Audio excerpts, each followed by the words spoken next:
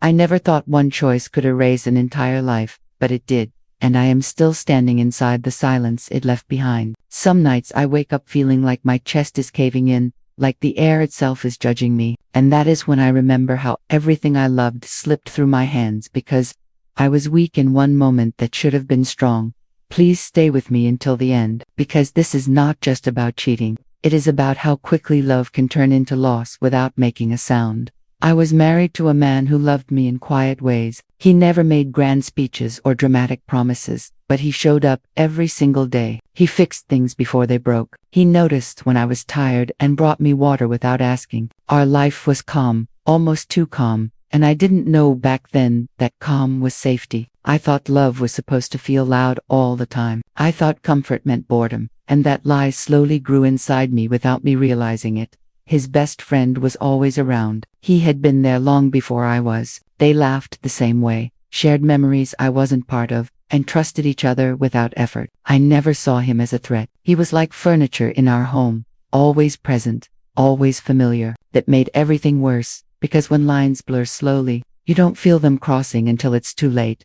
It started with small moments that felt harmless, long talks when my husband went to bed early, shared jokes that made me feel seen, compliments slipped into conversations like accidents. I told myself it was nothing. I told myself I deserved attention. I told myself I wasn't doing anything wrong because nothing had happened yet. That word yet would later haunt me. Home. My husband trusted me completely. He never checked my phone. He never questioned where I was. He believed in me with a kind of faith I did not deserve. I would look at him sometimes and feel a strange pressure in my chest. Not love, not guilt, but something closer to fear. Fear that I was becoming someone he would never recognize. The night everything changed did not feel dramatic at first. There was no plan, no build-up like in movies. It was quiet, too quiet. We were sitting close, closer than we should have been, and the room felt heavy, like the air was waiting. When it happened, my mind went blank instead of screaming. I remember thinking, just for a second, that I could still stop. I didn't. Afterward, I felt sick. Not the kind of sickness that passes, but the kind that settles deep. I went home and slept next to my husband, staring at the ceiling, listening to his breathing, wondering how love could exist in the same space as betrayal. I promised myself it would never happen again. I meant it. That promise broke faster than the first one.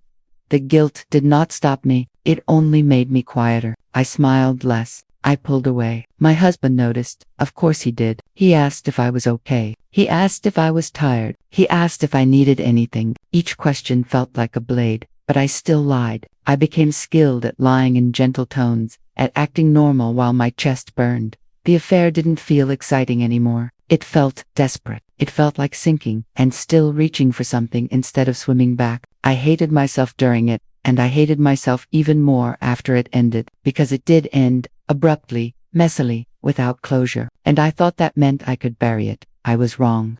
The truth came out the way truth often does, not through confession, but through cracks. A message seen at the wrong time, a silence that lasted too long. My husband's face when he realized something was wrong is burned into my memory. There was no yelling at first, just shock, pure, broken shock. When he confronted me, my voice shook so badly I could barely speak. I told him everything because lying anymore felt pointless. As the words left my mouth, I watched him fall apart without moving. His shoulders slumped. His eyes lost focus. He did not cry. That was worse. He asked his best friend to leave, not angrily, calmly. That calm was terrifying. It was the sound of something dying. I had destroyed two bonds at once, and I stood there useless, watching the damage spread.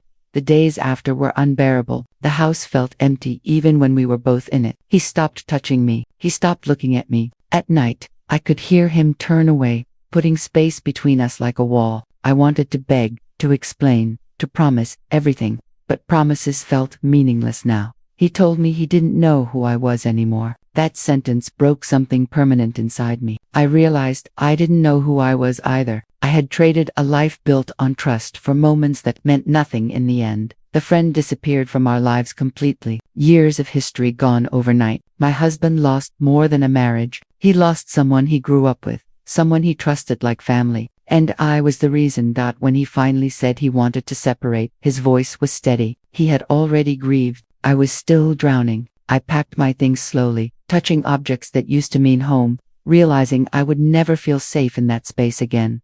Now I live alone with my thoughts. There is no dramatic punishment, no screaming, no revenge, just absence. Holidays pass quietly. Memories surface without warning. I replay moments where I could have chosen differently. I understand now that love is not about excitement. It is about choosing the same person even when it feels ordinary. I lost my husband. I lost my place in his life. I lost the future we talked about late at night, and worst of all, I lost the version of myself that believed I was a good person. Some mistakes do not teach lessons, they leave scars instead, and you don't move on from them. You learn to live around the pain they leave behind. If this story moved you, please like, comment, or subscribe for more real stories like this.